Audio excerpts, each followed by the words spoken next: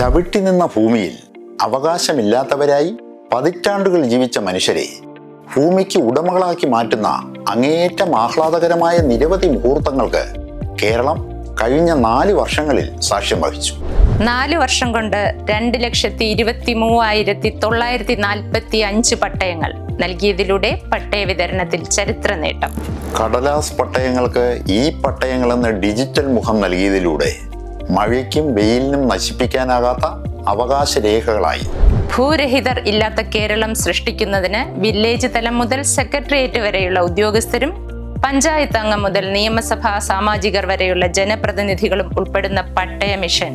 പട്ടയ അപേക്ഷകൾ കണ്ടെത്തുന്നതിനും സമർപ്പിക്കുന്നതിനും യഥാസമയം പട്ടയങ്ങൾ ലഭ്യമാക്കുന്നതിനും ജനകീയ പങ്കാളിത്തം ഉറപ്പാക്കി പട്ടയ അസംബ്ലികൾ.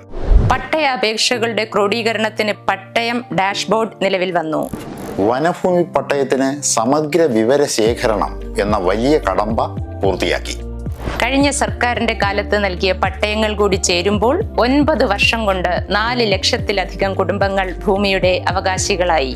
5 ലക്ഷം പട്ടയങ്ങൾ എന്ന ലക്ഷ്യ സാക്ഷാത്കാരത്തിലേക്ക് അടുക്കുകയാണ് നമ്മുടെ സർക്കാർ.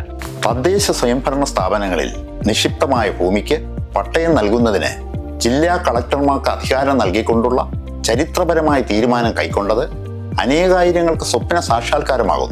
ഭൂരഹിതർ ഇല്ലാത്ത കേരളം എന്ന ലക്ഷ്യത്തിലേക്ക് അതിവേഗം നാം നടന്നെടുക്കുകയാണ്.